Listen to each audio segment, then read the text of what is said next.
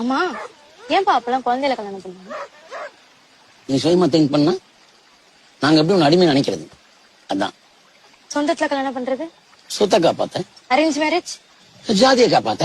இந்த தாலி. டேய், சோ, சோ. இங்க பாரு, நீ கேட்ட எல்லா கேள்விக்கும் ஒரே பதில். பிறப்புறுப்பு எல்லாம் பிறப்புறுப்பு.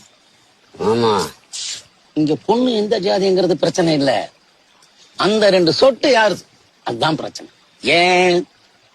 பிறப்புறுப்பு எல்லாம் பிறப்புறுப்பு. பொண்ணு வயசுக்கு வந்தா ஊரெல்லாம் கூப்பிட்டு சீர வைப்போம்.